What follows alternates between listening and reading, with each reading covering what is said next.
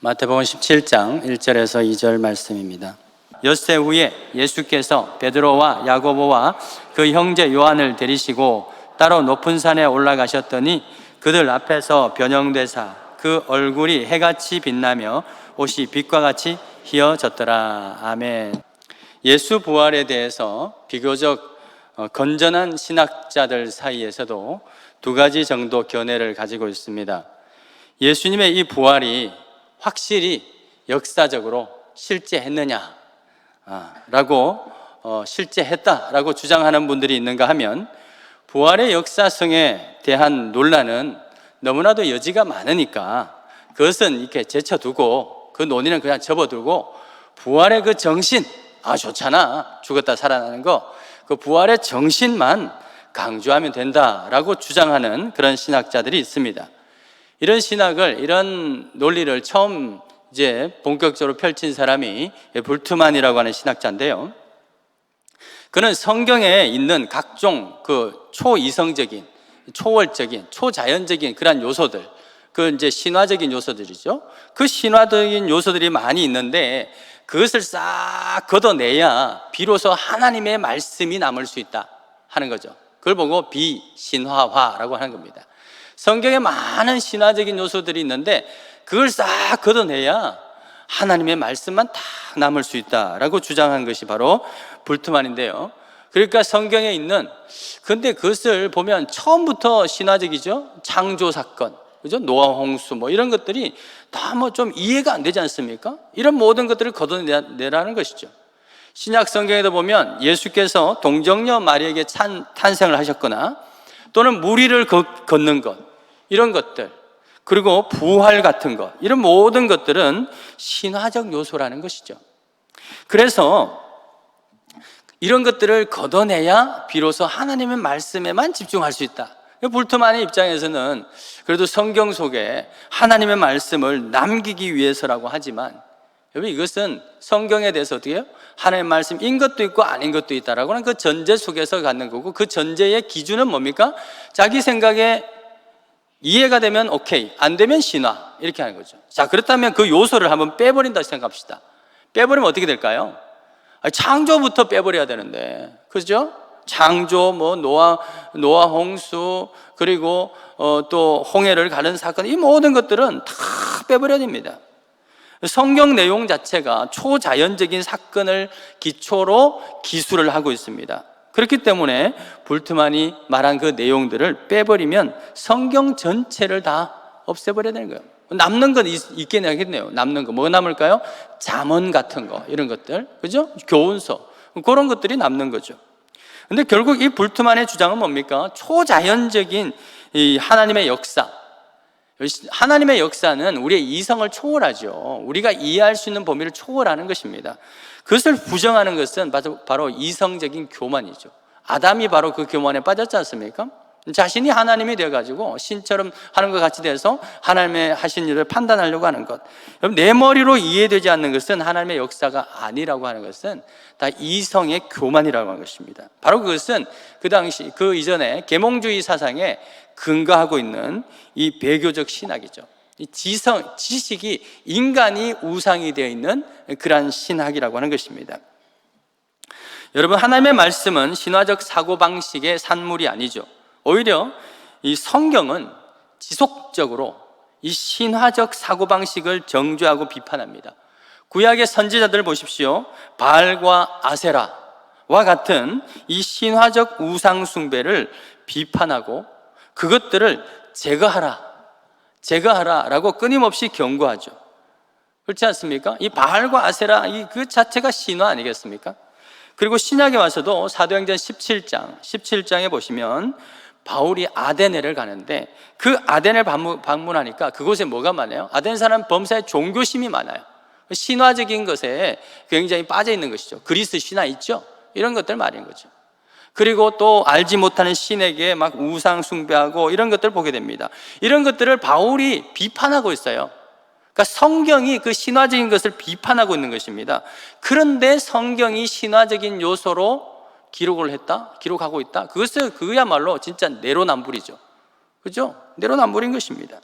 만약 예수님의 이 사건이 모든 행적과 탄생과 부활, 이 모든 것들이 부활 승천 이런 것들이 신화였다고 한다면 그 누구보다도 이성적인 한 사람, 누구죠? 바울.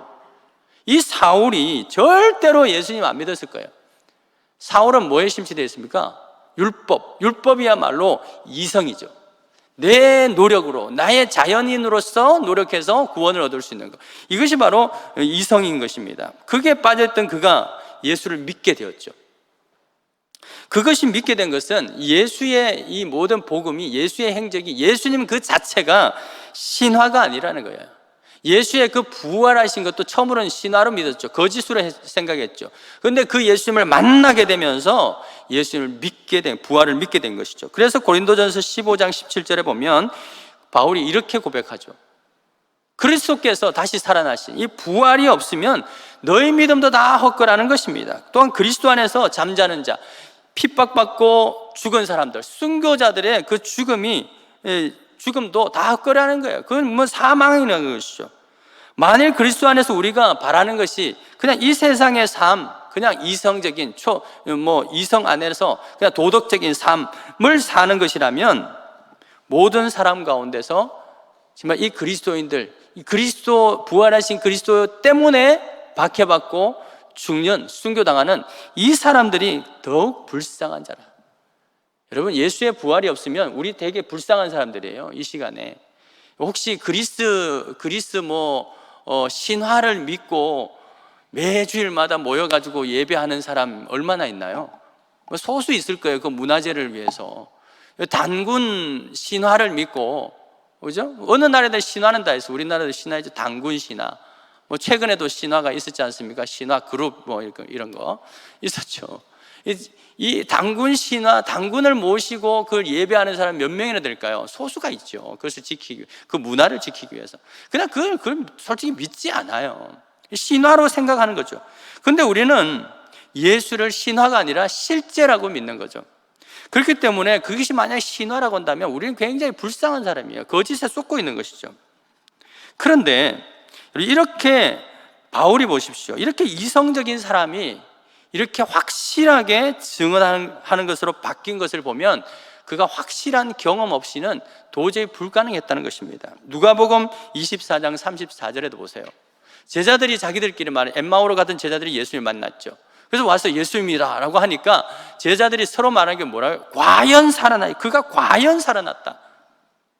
온토스, 헬라어로 온토스인데요, 과연, really, 진짜로 예수가 그냥 살아났다가 아니라 과연 살아났다, 진짜 살아났다라고 하는 그 강조 부사를 기록할 만큼 확실하게 하는 건요, 이것은 실제가 아니고는 이렇게 기록할 수 없어요. 만약에 거짓이었다면 이것은 초대교회 안에서 이미 밝혀졌을 것입니다. 왜? 거짓은 진실을 이길 수 없기 때문에 그런 것이죠. 뿐만 아니라 예수님의 이 사라진 시신, 그리고 비어있는 무덤, 아직까지 아무도 설명하지 못했습니다. 예수께서 부활하신 이후에 수많은 제자들에게 나타난 이 목격담, 이 성경이 바로 그 목격담이거든요, 여러분. 성경이 목격담 아니겠습니까? 그 목격담에 대해서 누구도 확실한 증거를 가지고 반론을 제기한 사람이 있다? 만약에 그것이 있었다면 주장이야 했겠죠. 근데 증거를 가지고 반론이 그것이 거짓이었다라고 하는 것이 밝혀지게 하였다? 그러면 기독교는 애초부터 존재하지 않았을 것입니다. 그리고 예수님은 부활하신 이후에 몇 명? 500명이나 되는 그 형제들에게 당신을 직접 보여주셨습니다. 여러분, 한두 명은 속일 수 있어요. 그죠? 한두 명은 속일 수 있습니다. 그런데 500명을 일시에 속인다. 가능할까요? 못 가능해요. 잠시 속였다 할지라도 나중에 그것이 거짓인 게 드러나죠. 500명을 속여가지고 지금까지 속인다? 그 말이 돼요? 그거 불가능한 거예요. 자, 이런 경우도 있죠. 500명을 매수를 합니다. 매수를 해가지고 부활한 걸로 치자. 부활했다 그래 라고 합시다. 돈을 얼마나 줬는지 모르겠어요. 매수를 했어요. 여러분, 매수당한 사람이요, 목숨까지 거나요? 목숨까지 겁니까? 아니, 돈 토해내고 말지. 목숨 죽게 되었는데 토해내고 마는 거예요. 그런데 그들은 끝까지 아무도 배신자가 나오지 아니하고 끝까지 예수의 부활이 사실이다, 예수 그 자체가 사실이다 라고 하는 것을 여러분 지키고 지금까지 이 말씀이 유지하고 있다는 것은요, 여러분 사실이 아니고는 불가능한 이야기예요. 많은 신화들이 있잖아요, 그죠? 신화들이 지금까지 오죠. 근데 우리는 그걸 신화로 알고 있잖아요, 그죠? 신화로 아는 거예요. 신화라고 하는 것을 알고, 그러나 그 신화가 가지고 있는 메시지, 그런 교훈, 그것들을 따오는 거죠. 그럼 우리는 이 성경을 신화가 아니라 뭘로 믿죠? 사실이라고 믿는 거죠. 할렐루야! 이렇게 믿으십니까? 예수님 부활하신 것이 사실인 것을 믿으시기 바랍니다. 여러분, 이걸 믿습니다라고 고백하는 거예요. 여러분, 그럴 때 그런 사실이라는 것은 처음부터 이야기됐거든요. 거짓이다. 그 신화니까, 신화인데 그냥 재밌는 이야기로 하자. 그러면 그래도 존치는 되었을 거예요. 그런데 그것은 신화로 알려졌겠죠. 그런데 사실이라고 해요. 여러분, 진실과 사실에는 항상 핍박이 있는 거 아십니까? 그죠? 진리에는 항상 핍박이 있어요. 왜냐, 반대하는 사람, 그것을 모르는 사람은 핍박을 하게 됐습니다. 근데 그 모든 것을 이겨내고 이것을 지켜냈다 하는 것은요, 그 사람들이 직접 경험하지 못하고는 절대로 불가능한 일들인 것이죠. 그래서 여러분, 이외에도 많은 어떤 변증들이 있을 수 있습니다만은 가장 중요한 것은요, 제자들이 변했다는 거예요. 예수를 따르는 그 제자들이 예수 부활 이후에 변했다는 겁니다. 예수님 3년 동안 같이 다니는 동안요, 제자들이 하나도 안 변했잖아요. 다 자리 싸움이나 하고, 처음부터 시작해가지고 끝까지 예수님 십자가 올라가는 데까지 자리 싸움하고, 누가 우하냐 좌하냐 그러고요, 그랬던 사람들입니다. 여전히 자리 욕심, 여전히 미래에 대한 염려, 근심, 걱정. 그래서 예수님 붙들고 있으면 먹고 사는 문제 해결되겠지, 그렇게 두려움에 쌓여있던 사람이에요. 예수님 만나기 전에는요, 예수님 죽고 나서 어떻게 하지 하면서 골방에 서로 모여가지고 두려워하고 있었던 사람들, 그런 사람들입니다. 그리고 십자가 앞에서 다 흩어졌잖아요. 그랬던 제자들이 어느새부터가 변해버렸어요. 어떻게 해요? 사방으로 우겨쌈을 당하여도 쌓이지 아니하고, 답답한 일을 당하여도 낙심하지 않게 됐어요. 박해를 당해도 내가 버림받았구나 막 이렇게 낙심하거나 실망하거나 낭망하거나 그렇게 되지 않았어요. 거꾸로 뜸을 당해도 이제 망했구나, 그렇게 하지 않게 되었다는 것입니다. 오히려 예수를 위해서 기꺼이 죽음에 넘겨주십시오. 나는 차라리 예수의 생명을 입기 위해서 내가 오히려 핍박을 받고 죽음을 받겠습니다 라고 고백하는 사람으로 변화된, 그 제자들이 그렇게 변화된 비결 무엇일까요? 그것은 그리스도의 부활을 목격했기 때문이에요. 실제로 목격했기 때문입니다. 눈으로 보고 손으로 만져봤기 때문이에요. 그래서 도저히 부정할 수 없었던 것입니다. 그러므로 여러분, 아까 말씀드린 불트만 같은 사람들, 이런 사람들의 주장은요, 매우 비겁한 주장이에요. 부활의 역사성은 부정하면서 부활의 정신만 기리자라고 하는 것은요, 어폐가 있는 거지 않습니까? 여러분, 역사를 실제하지 않았던 것, 그것이 신화다 그러면 그대로 그대로 해서 적용할 수도 있겠죠. 근데 사실이다 라고 말하는 것을 거짓이다 라고 하면서도 그것의 정신을 받아들이자, 이 앞뒤가 안 맞잖아요. 그죠? 안 맞는 겁니다. 허구적 사건을 우리의 교훈으로 삼는 것, 그 자체가 바보 같은 짓이죠.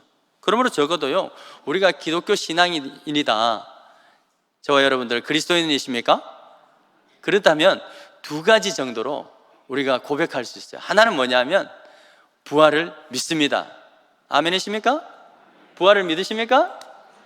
그렇게 고백하든지, 아니면 믿어지진 않는데 솔직히 믿고 싶습니다, 이 정도까지는 해야지.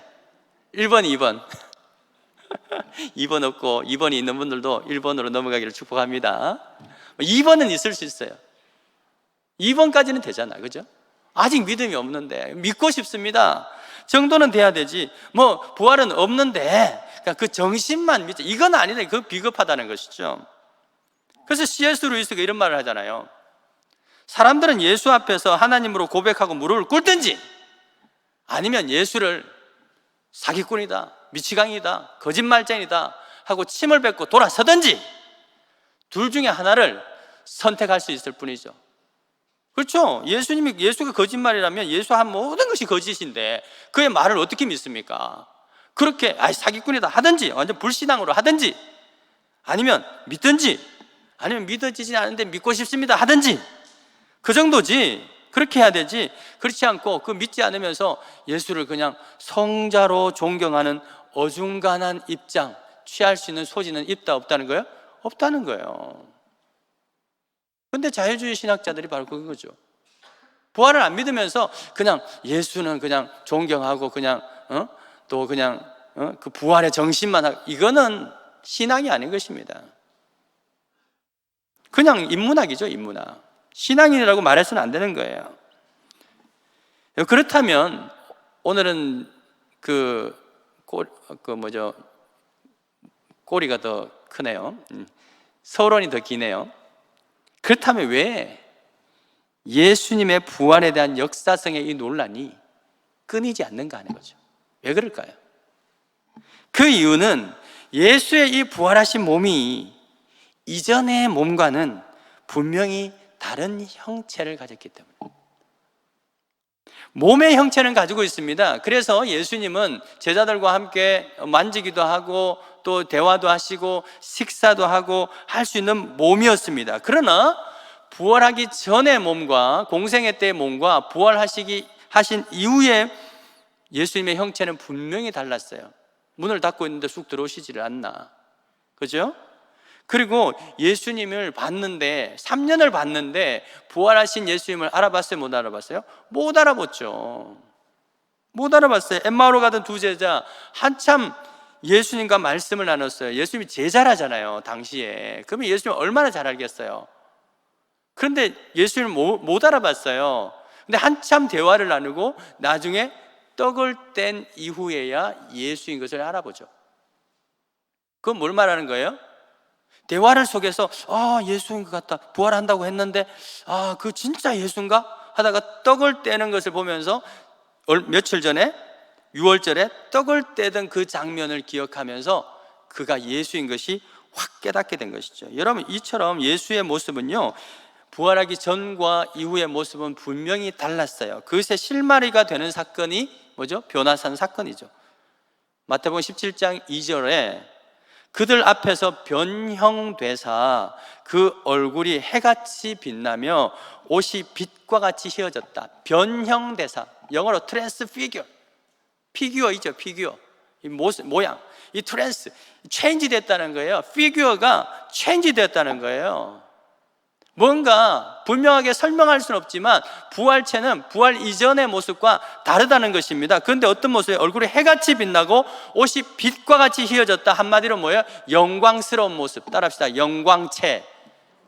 영광스러운 육체가 됐다는 겁니다. 이 예수의 부활체는요, 예수의 부활 이전에 부활 사건이 있었어요, 없었어요? 있었죠. 나사로가 죽었다가 살았잖아요. 나인성 과부의 아들이 죽었다가 살아났잖아요. 근데 그들의 부활과 예수님의 부활은 달랐어요. 왜냐하면 나사로는 죽었다가 살아났다가 또 죽었죠. 지금 혹시 나사로 있나요? 영원히 살아있나요? 없죠. 나인성 과부 죽었다가 살아났다가 다시 죽었죠. 죽었습니다. 그러나 그래서 그걸 보고 진정한 부활에다가 말할 수 없어요. 그냥 다시 살아났다는 의미지, 우리가 앞으로 장차 있을 심판날에 있을 또 최후의 날에 있을 그 부활과는 다른 거예요. 여러분, 그래서 예수님 이 두 사람, 이 나사로의 부활의 첫 열매라 하지 아니하고 누구의? 예수님의 부활을 모든 잠자는 자들의 첫 열매라고 하죠. 그게 진짜 부활인 것이죠. 예수님은 가장 영광스러운 모습으로 부활하셨습니다.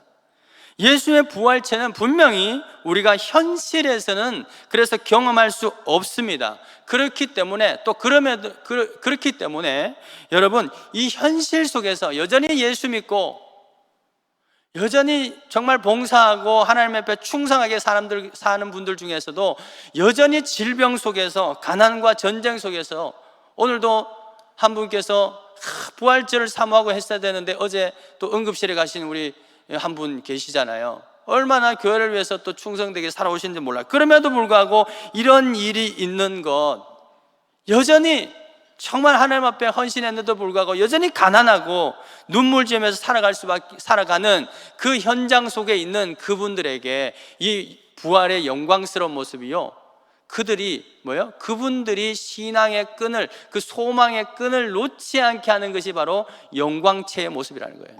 할렐루야. 이것이 약속되어 있다는 겁니다.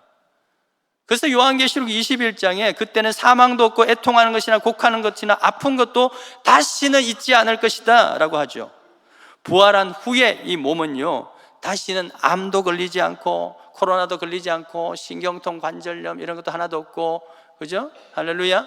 감기도 안 걸리고 그렇게 된다는 것입니다. 바로 이것이요, 지금 현재 그런 상황에 있는 자들에게 궁극적인 소망을 주는 겁니다. 그 소망으로서 예수님은 영광의 모습으로 변형된 것이죠.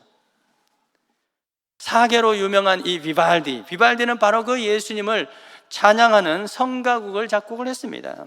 글로리아, 오늘 우리가 함께 할 찬양인데요, 대영광송 이라는 이 작품은요, 예수님의 탄생부터 해가지고 십자가의 죽으심, 그리고 부활 승천하셔서 하나님 우편에 앉아 계신 그 예수님께 이 찬송과 영광을 올려드리고 있죠. 그러면서 이 비발디는요, 마지막 곡이 뭐냐면, 마지막 곡을 잘 들으셔요.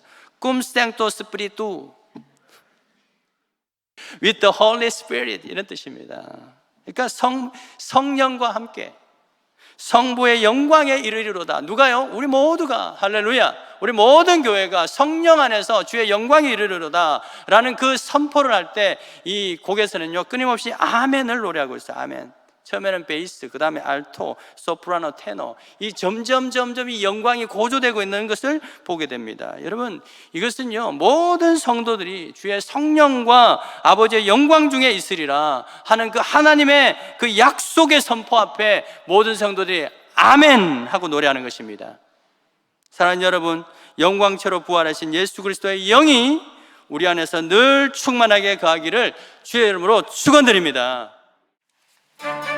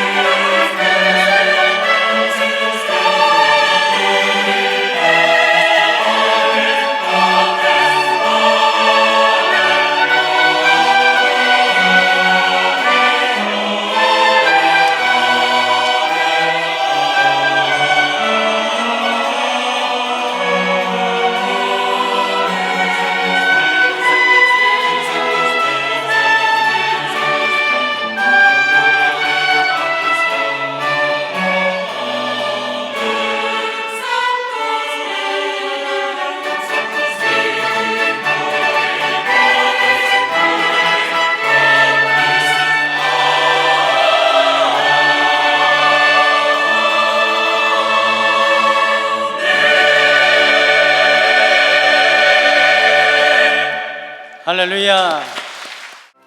사망에 머물러 있지 아니하시고 가장 영광스러운 몸으로 부활하셔서 인생의 모든 고락과 또한 어려움 가운데서 고통당하는 자들에게 부활의 영광과 그 소망을 주신 우리 주 예수 그리스도의 은혜와 생명의 주인 되신 하나님 아버지의 한없으신 사랑과 지금도 우리 안에 함께 하셔서 그리스도로 영으로 충만하신 그 그리스도 보혜사 성령님의 그 충만하심의 그 은혜가 부활의 이 영광의 아침에 정말 하나님의 그 부활의 능력을, 그 영광스러운 그것을 우리의 삶이 되고 우리의 능력이 되기를 소망하는 우리 모든 믿음의 권속들 머리회와 또한 부활하신 예수 그리스도의 그 평강의 은혜와 또한 화해의 그 은혜가 필요한 저 땅 가운데 영원토록 함께 있을지어다.